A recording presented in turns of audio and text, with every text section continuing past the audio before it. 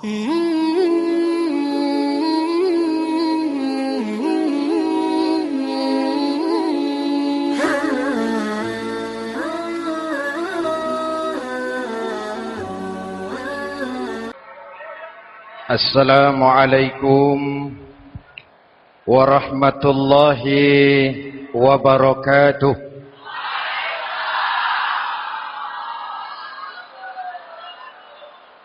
Alhamdulillahi rabbil alamin. Wassalatu wassalamu ala asyrafil mursalin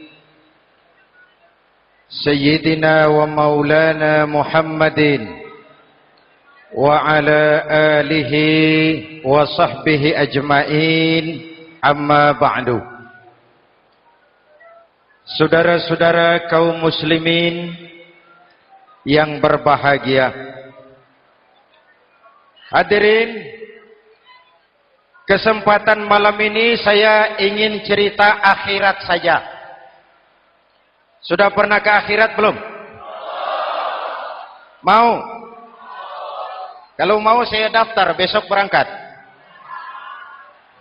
Salah satu rukun iman yang 6, percaya kepada adanya akhirat.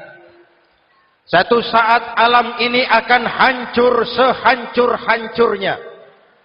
Bumi, gempa, gunung, meletus, air laut tumpah ke darat. Planet-planet bertabrakan, halilintar menyambar, angin topan bertiup. Semua yang bernama hidup, mati, itu kiamat. Lalu kita akan dibangkitkan di padang mahsyar, dibangkitkan dari kubur kita masing-masing.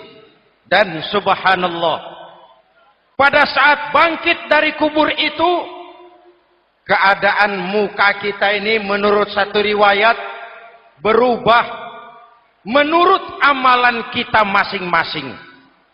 Jangan heran nanti ada yang dibangkitkan dari kuburnya itu mukanya berubah jadi muka tikus.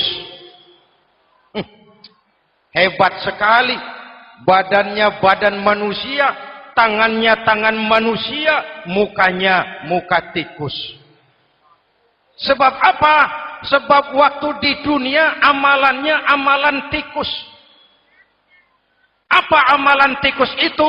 Suka menggeragoti barang yang disimpan rapi-rapi.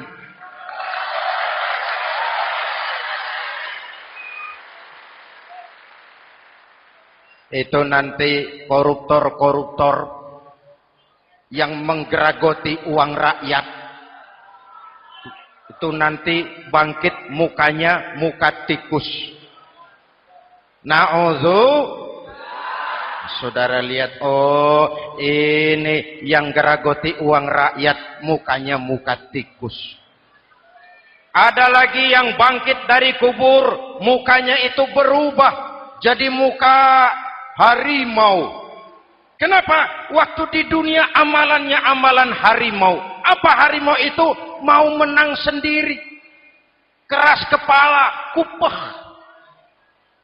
Di mana ada hutan, rajanya pasti harimau. Padahal hutan belum pernah bikin pemilihan umum. Betul? Tapi harimau tidak peduli ada pemilihan umum atau tidak, saya raja hutan. Setelah naik jadi raja di hutan, harimau bukan melindungi rakyatnya, malah makanin rakyatnya.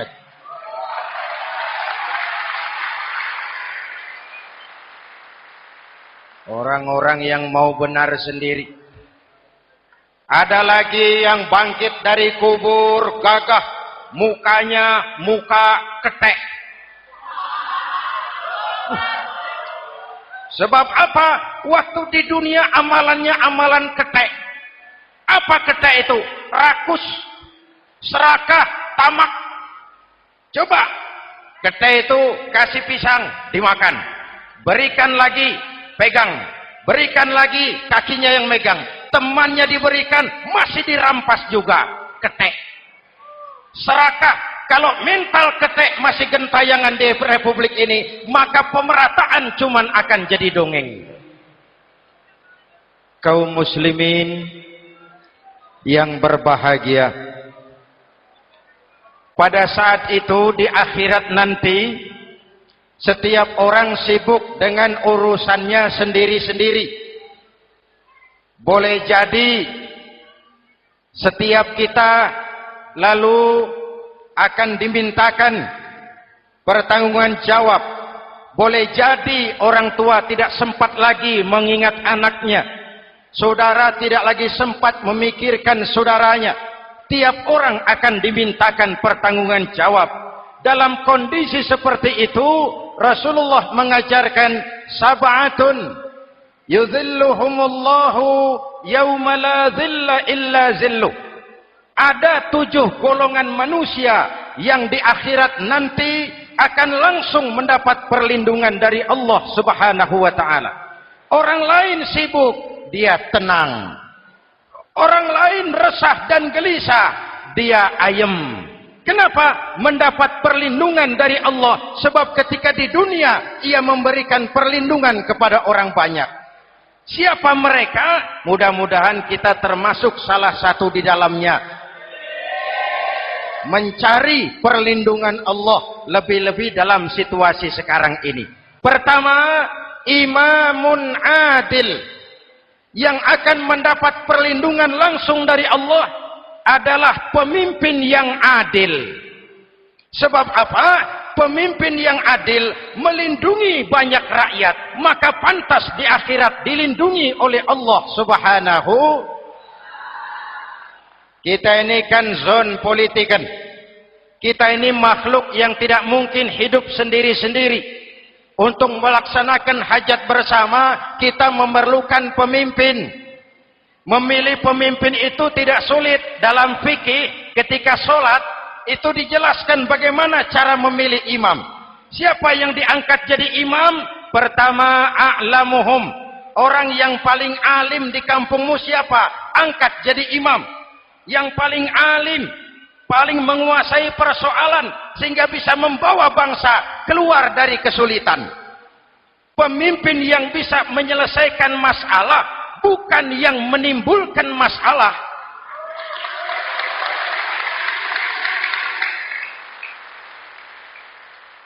Apalagi kalau pemimpinnya jadi masalah. Bagian dari masalah. Ini namanya pengurus jadi urusan.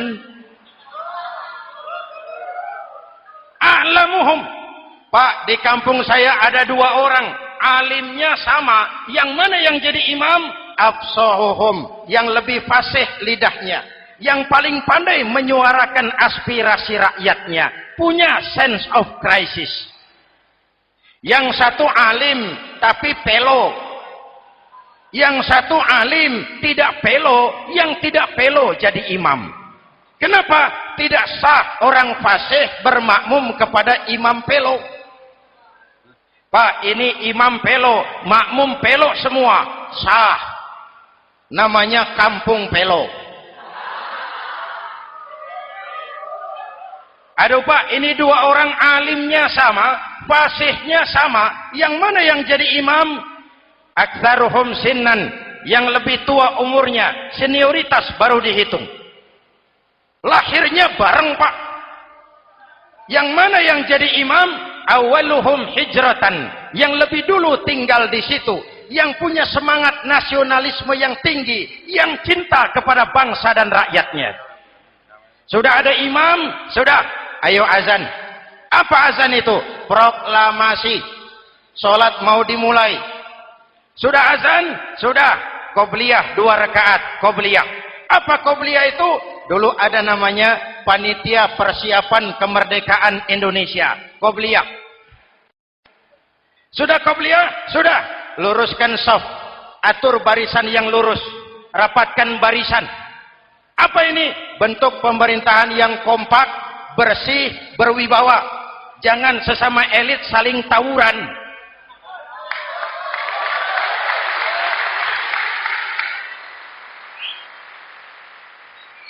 Luruskan shaf. Lalu shaf yang terdepan hendaknya diisi orang yang sedikit alim. Tidak perlu alim betul, sedikit alim. Maksudnya apa? Kalau imam keliru dia bisa tegur. Kalau imam salah dia bisa tegur. Kalau imam batal dia bisa gantikan. Ini wakil-wakil makmum. DPR, DPRD. Wakil-wakil makmum. Sudah. Ayo imam, pimpin sholat. Sepakati dulu, kita mau sholat apa? Rakaatnya berapa? Surah yang mau dibaca apa? Pakai sujud tilawah apa tidak? Supaya makmum tidak kaget-kagetan. Rakyat harus dikasih tahu pemimpinnya mau kemana. Visinya apa? Supaya makmum ikutnya ikhlas. Jelas? Hadirin yang saya hormati, kita memerlukan pemimpin yang adil, yang menaungi rakyatnya, sehingga dengan demikian nanti mereka akan dinaungi langsung oleh Allah Subhanahu. Mudah-mudahan Allah memberikan kepada kita rakyat dan bangsa Indonesia ini pemimpin yang adil.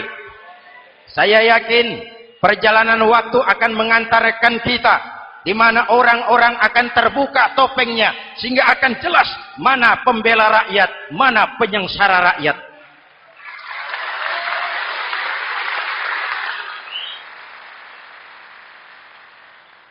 Lalu sebenarnya tiap kita ini kan pemimpin. Pak Lurah pemimpin di kelurahannya, Pak Camat pemimpin di kecamatannya, kepala suami pemimpin di rumah tangganya, anak muda pemimpin bagi dirinya, dan setiap kita akan dimintakan pertanggungan jawab tentang apa yang kita pimpin. Marilah setiap kita berusaha menjadi pemimpin yang adil. Satu. Yang kedua, syab nasya'a fi ibadatillah, anak muda yang tekun beribadah kepada Allah. Amin.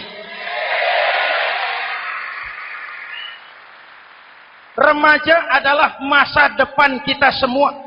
Akan bagaimana Republik Indonesia, bahkan akan bagaimana Islam di Republik Indonesia 20, 30, 40 tahun yang akan datang, anak-anak kita jawabannya. Jelas?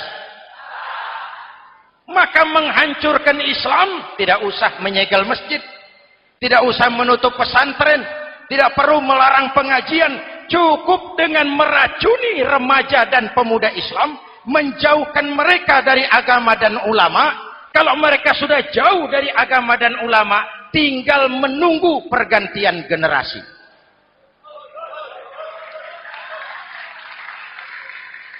Maaf, kalau yang sudah 60 tahun ke atas, itu saya anggap angkatan selamat. Generasi tanda seru. Insya Allah mantap akidahnya, tidak goyah imannya. Tapi yang 30 tahun ke bawah, adik-adik saya ini, the next generation. Kalian yang jadi pilot project. Hei remaja-remaja Islam, kalau mau jadi remaja dan pemuda modern, jangan dekat-dekat ke masjid kuno. Masjid khusus 70 tahun ke atas. Baca Quran kampungan. Ngaji urusan akhirat. Seiring dengan itu, modernisasi diartikan dengan westernisasi. Kau tidak bisa jadi pemuda modern kalau semua yang datang dari barat belum kau telan mentah-mentah.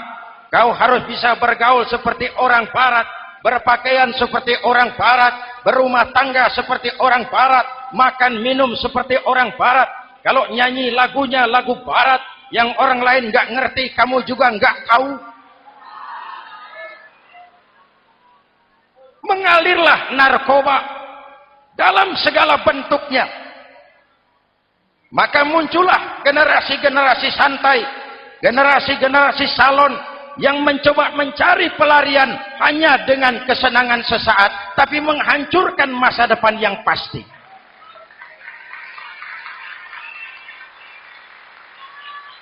Maka mengalirlah free love, free sex, Samenleben, hidup bersama di luar nikah alias kumpul. Ya sama saja, kumpul kebo, kumpul embek itu sama. Hadirin yang saya hormati, Kalau sudah hancur, tinggal menunggu pergantian generasi. Oleh karena itu, adik-adik saya, para remaja, para pemuda, kalian harapan kami semua. Di pundak kalian, kami pertaruhkan hari depan bangsa dan negara ini. Hidup cuma putaran menunggu giliran. Ada saat datang, ada waktu pergi. Ada hari lahir, ada saat kembali. Ada hari dilantik, ada saat untuk menyerahkan jabatan. Hidup cuma sekadar menunggu giliran. Karena itu kepada kalian saya ingatkan satu ucapan orang bijak. Hai anak muda, berpikirlah kau di waktu pagi. Bekerjalah di waktu siang. Makanlah di waktu sore. Dan tidurlah di waktu malam. Berpikir di waktu pagi. Belajar mumpung masih muda. Bekerjalah di waktu siang. Amalkan ilmu itu setelah dewasa. Makanlah di waktu sore, hari tua tinggal menikmati hasilnya. Tidurlah di waktu malam, matilah dengan tenang. Kalau pagi kau tidak berpikir, nanti siang kau tidak akan bisa bekerja. Kalau siang tidak kerja, nanti sore mau makan apa? Kalau sore tidak makan, alamat malam enggak bisa tidur.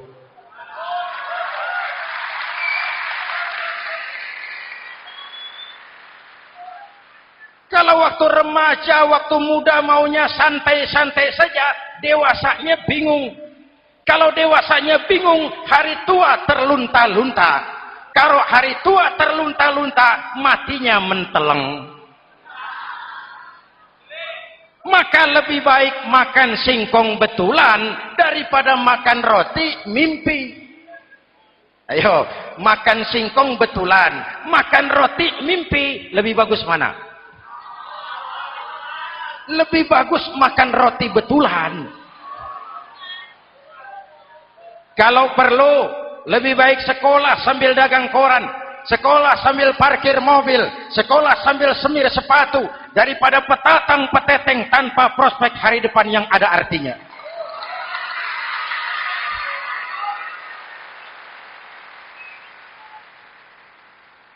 Inilah golongan kedua yang nanti akan langsung mendapat perlindungan dari Allah. Anak muda yang tekun ibadah. Kalau orang tua tekun ibadah, pantas. Orang tua rajin ibadah, tidak istimewa. Masya Allah Pak, itu orang tahajudnya hebat, wirid yasinnya mantap, puasanya luar biasa, zikirnya mantap. Umurnya berapa? 70. Wajar. Lalarwi sanjo. Sudah larut senja. Kalau 70 masih jadi preman, kapan taubatnya? Tapi kalau ada anak muda, darahnya masih mengalir dengan panas, keinginannya masih sejuta khayal, dia bisa salurkan di jalan Allah, itu amat disukai Allah, dan itu akan mendapat perlindungan langsung dari Allah Subhanahu. Hadirin kaum muslimin di seluruh tanah air yang saya cintai. Sekarang kita sampai kepada golongan ketiga yang nanti dinaungi Allah. Itu siapa? Rajulun qalbuhu mu'allaqun bil masajid. Seseorang yang hatinya selalu terpaut kepada masjid. Masjid memang tempat melaksanakan sholat, tapi lebih dari itu dia adalah pusat kegiatan umat. Umat Islam dengan masjid seperti ikan dengan air, tidak boleh berpisah. Sehingga ada hadis qudsi mengajarkan, inna buyuti fil ardil masajid wa inna zuwari fiha ummaruha. Rumahku di permukaan bumi adalah masjid. Orang-orang yang memakmurkan masjid adalah tamuku. Dari masjidlah terpancar semangat silaturahmi. Dan itu yang sangat kita perlukan sekarang. Di tengah-tengah kerentanan kita sebagai bangsa, masjid harus jadi lem perekat. Di sini siapapun yang datang mengucapkan Assalamualaikum. Betul? Menebarkan salam. Menebarkan rasa damai. Bersalaman. Kata Nabi, "Ma min muslimaini yaltaqiyani fayatasafahani illa ghafarallahu dzunubahuma." Apabila dua orang Islam bertemu lalu bersalam-salaman, Allah akan menghapuskan dosa yang terjadi di antara kedua orang itu. Bangsa kita sedang rentan perpecahan.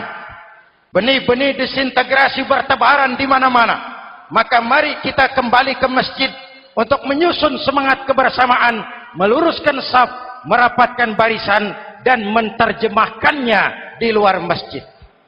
Ini ada kaitannya dengan faktor yang keempat, yang langsung dilindungi Allah. Siapa mereka? Rajulani tahabba fillahi ijtama'a alaihi wa tafarraqa alaihi. Dua orang yang bersaudara, bertemu karena Allah, berpisah karena Allah. Itu akan dilindungi langsung oleh Allah di hari akhirat nanti. Dua orang bersaudara, bertemu karena Allah, berpisah pun juga karena Allah. Tadi dalam perjalanan ke sini, saya melalui sebuah desa.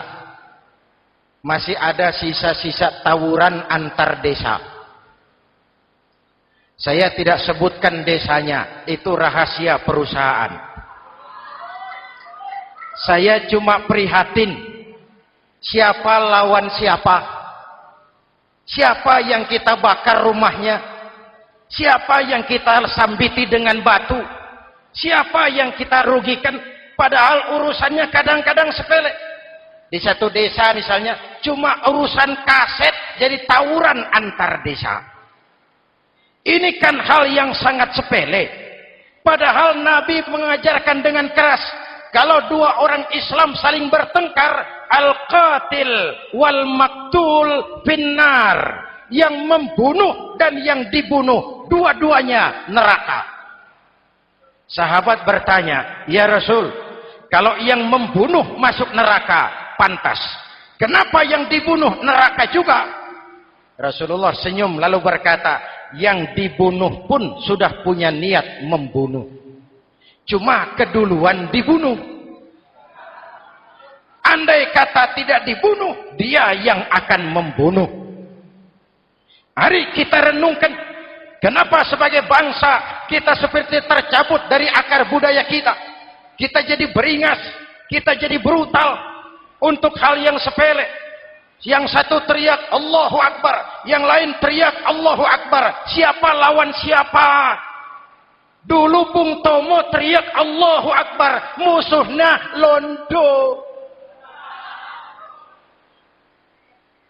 Sayyidina Hamzah, Khalid bin Walid teriak Allahu Akbar, yang dilawan kafir. Abu Jahal, Abu Lahab, Abu Sufyan. Sekarang si Ali lawan si Hasan, Hasan Allahu Akbar, Ali Allahu Akbar. Siapa lawan siapa?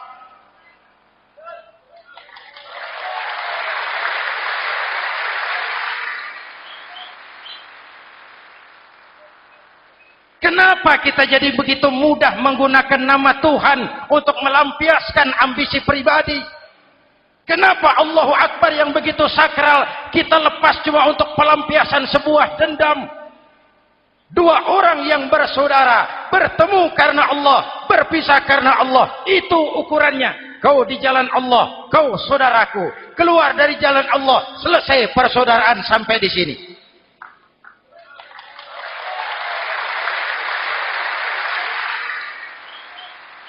Hadirin, lewat mimbar ini saya kembali menekankan, mari kita pelihara kerukunan.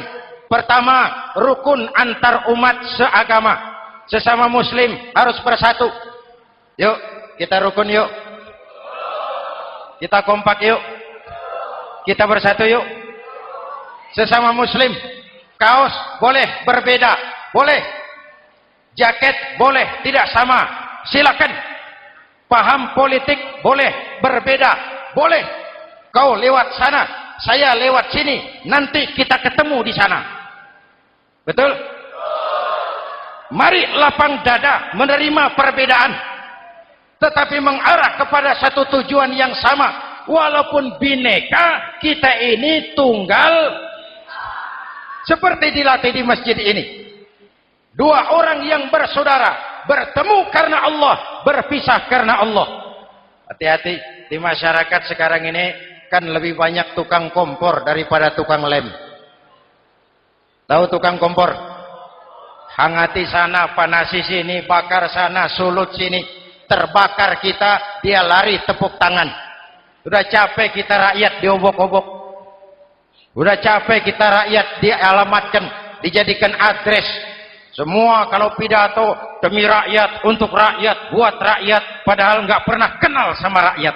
Kita cuma jadi alamat. Mari kita kokohkan akar kebersamaan.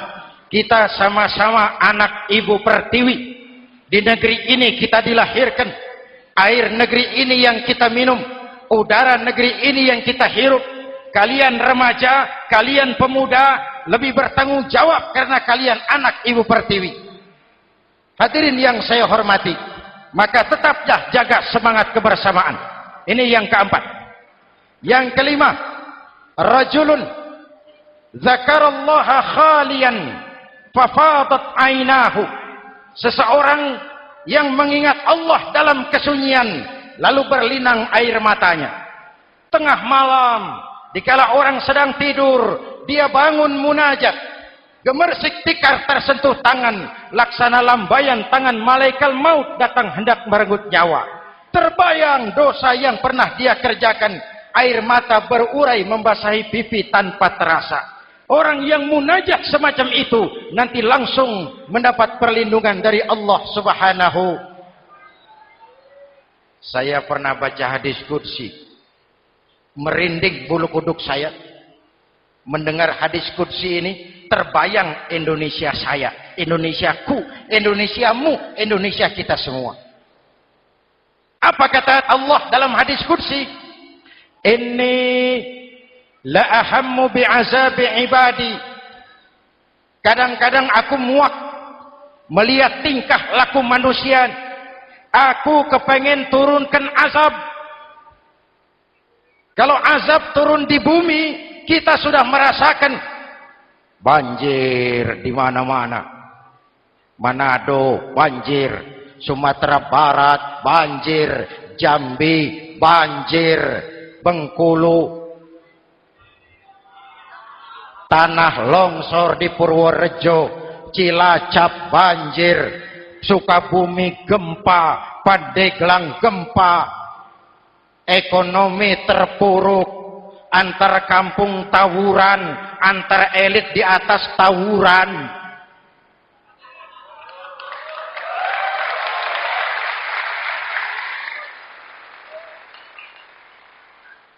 Hutang numpuk.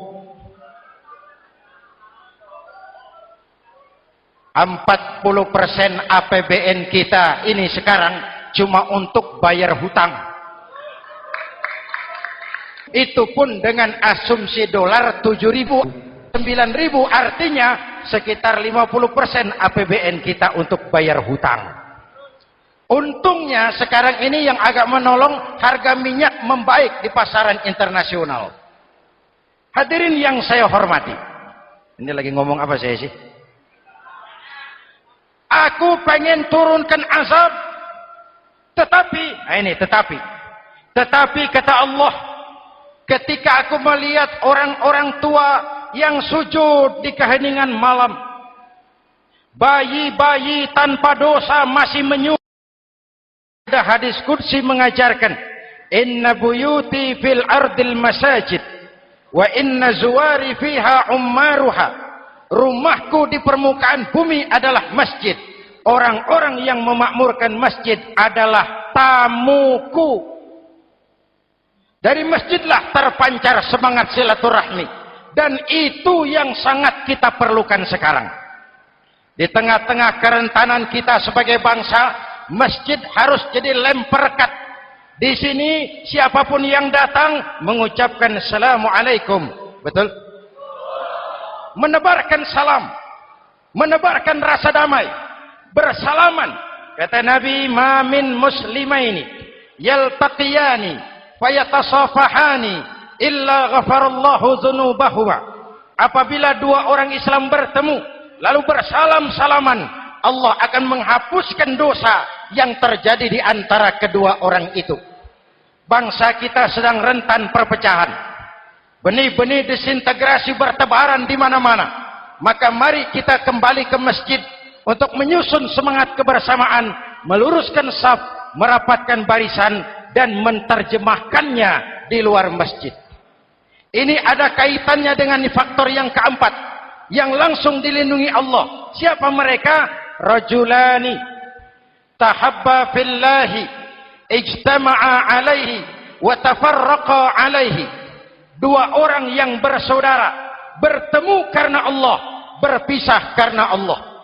Itu akan dilindungi langsung oleh Allah di hari akhirat nanti.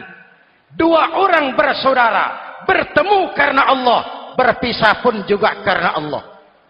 Tadi dalam perjalanan ke sini, saya melalui sebuah desa. Masih ada sisa-sisa tawuran antar desa. Saya tidak sebutkan desanya, itu rahasia perusahaan. Saya cuma prihatin, siapa lawan siapa? Siapa yang kita bakar rumahnya? Siapa yang kita sambiti dengan batu? Siapa yang kita rugikan? Padahal urusannya kadang-kadang sepele. Di satu desa misalnya, cuma urusan kaset jadi tawuran antar desa. Ini kan hal yang sangat sepele. Padahal Nabi mengajarkan dengan keras, kalau dua orang Islam saling bertengkar, al-qatil wal maktul finnar. Yang membunuh dan yang dibunuh, dua-duanya neraka. Sahabat bertanya, ya Rasul, kalau yang membunuh masuk neraka, pantas. Kenapa yang dibunuh neraka juga?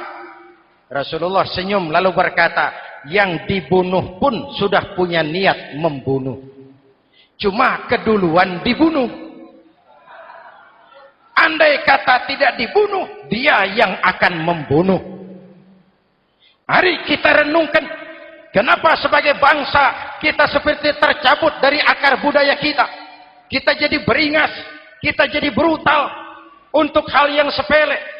Yang satu teriak Allahu Akbar, yang lain teriak Allahu Akbar. Siapa lawan siapa?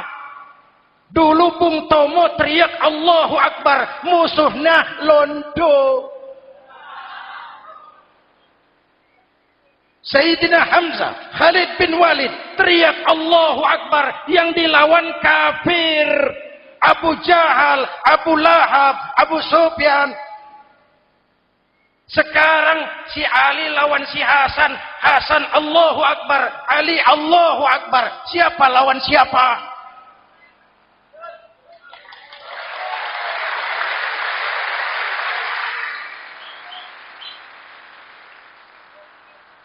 Kenapa kita jadi begitu mudah menggunakan nama Tuhan untuk melampiaskan ambisi pribadi? Kenapa Allahu Akbar yang begitu sakral kita lepas cuma untuk pelampiasan sebuah dendam? Dua orang yang bersaudara bertemu karena Allah, berpisah karena Allah. Itu ukurannya. Kau di jalan Allah, kau saudaraku. Keluar dari jalan Allah, selesai persaudaraan sampai di sini.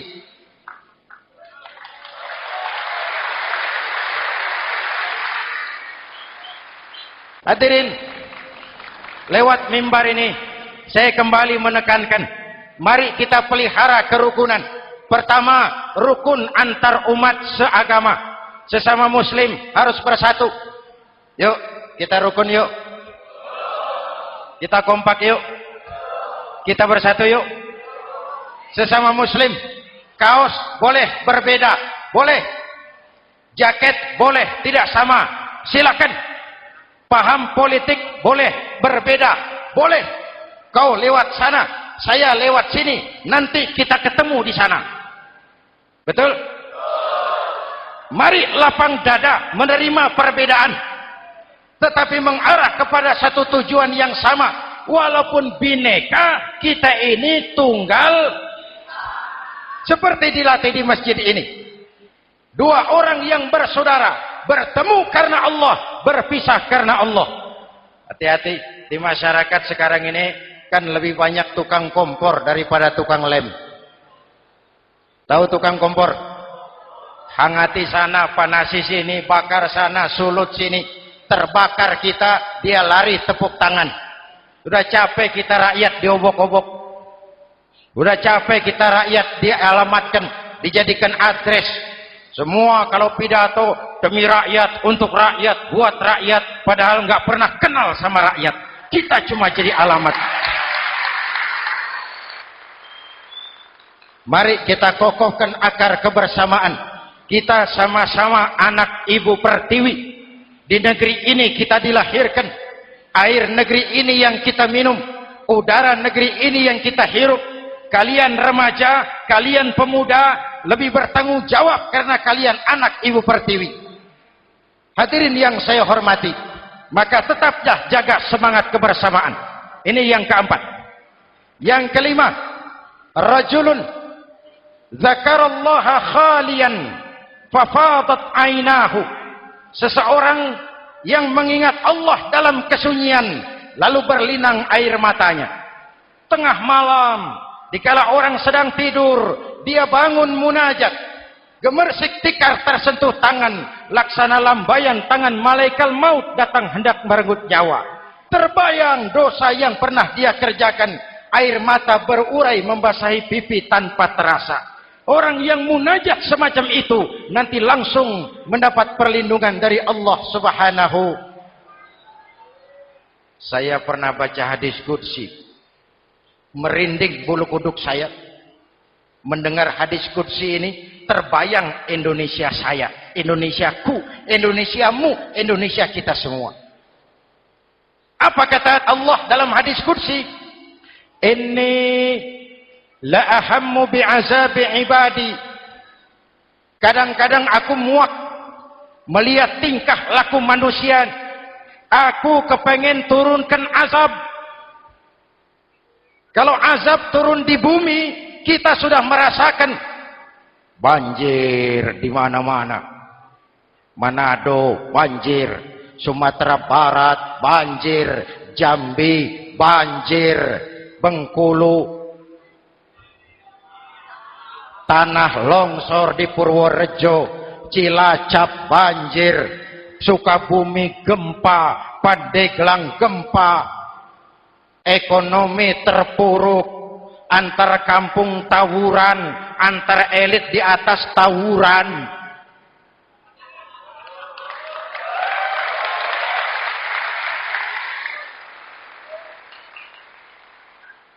Hutang numpuk. 40% APBN kita ini sekarang cuma untuk bayar hutang. Itu pun dengan asumsi dolar 7.000, 9.000, artinya sekitar 50% APBN kita untuk bayar hutang. Untungnya sekarang ini yang agak menolong, harga minyak membaik di pasaran internasional. Hadirin yang saya hormati, ini lagi ngomong apa saya sih? Aku pengen turunkan azab, tetapi kata Allah, ketika aku melihat orang-orang tua yang sujud di keheningan malam, bayi-bayi tanpa dosa masih menyusu, binatang ternak melata mencari makan, murkaku surut, azab aku tarik kembali. Ayo renungkan hadis ini. Allah mau marah nggak jadi, azab ditarik, kesulitan diangkat, pertolongan datang, ada yang meredam murka Allah. Allah mau marah nggak jadi. Kenapa? Orang-orang tua yang tengah malam sujud sambil berlinang air mata, itu yang meredam murka Allah. Yang ikhlas menangis kepada Allah, bukan menangis berdasarkan pesanan. Ini kan sekarang apa yang nggak bisa dipesan? Istighosah pesanan, demo pesanan, 10.000 berangkat. Ngerti apa enggak urusan soal lain.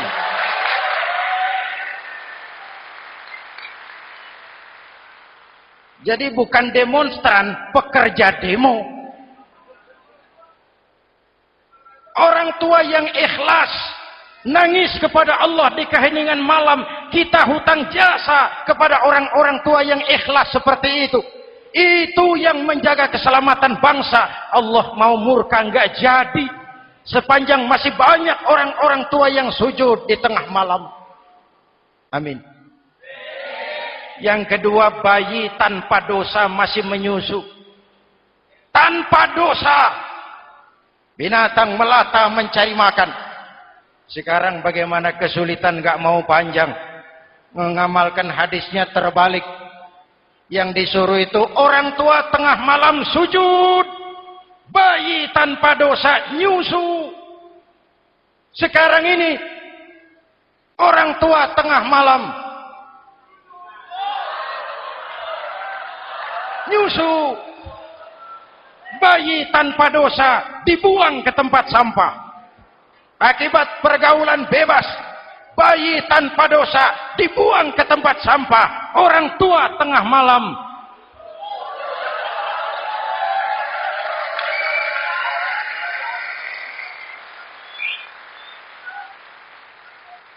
hadirin. Yang keenam, rajulun da'athum ra'atun zatu mansibin wa jamalin ila nafsiha faqala inni akhafu Allah rabbal alamin. Orang yang bermoral dibujuk rayu oleh perempuan cantik, lalu dia berkata, maaf, saya takut kepada Allah. Orang bermoral yang merasakan kehadiran Allah dekat dalam hidup. Umpama waktu puasa, saudara sholat zuhur. Sebelum sholat, saudara berwudu. Ketika berkemur, saudara korupsi. Sedikit airnya saudara minum. Jangankan polisi, teman wudu sebelah pun tidak tahu kalau waktu berkemur saudara korupsi. Kenapa kita tidak mau melakukan? Ada rasa malu kepada Allah. Ini yang perlu kita tumbuh kembangkan, rasa malu kepada Allah Subhanahu wa taala. Yang ketujuh, rajulun tasaddaqa bi shadaqatin fa akhfaha. Orang yang bersedekah lalu disembunyikan sehingga tangan kiri tidak tahu apa yang diberikan oleh tangan kanan. Orang yang punya kepedulian tinggi tetapi ikhlas menolong yatim, membantu sesama dalam rangka menegakkan masyarakat yang adil dan makmur. Mari kita mohon kepada Allah, semoga kita semua senantiasa dalam perlindungannya di dunia ini dan lebih-lebih di akhirat nanti. Al-Fatihah. A'udzubillahi minasyaitonir rajim. Shiratal ladzina an'amta 'alaihim ghairil maghdubi 'alaihim waladdallin. Amin. Bismillahirrahmanirrahim. Alhamdulillahirabbil alamin. Allahumma shalli ala Muhammad wa ala alihi wa sahbihi ajmain. Rabbana taqabbal minna salatana wa siyamana wa qiyamana wa takhashu'ana wa ta'abbudana wa tammim taqsirana ya arhamar rahimin. Allahumma ja'alna minas su'ada'il maqbulin wa la taj'alna minal ashqiya'il mardudin. Rabbana zalamna anfusana wa illam taghfir lana wa tarhamna lanakunanna minal khasirin. Afdalu ma qultuhu ana wan nabiyyuna min qabli la ilaha illallah.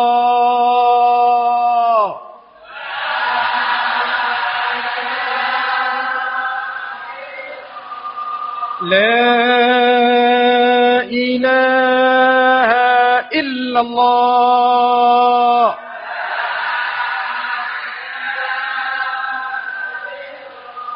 Muhammadur Rasulullah.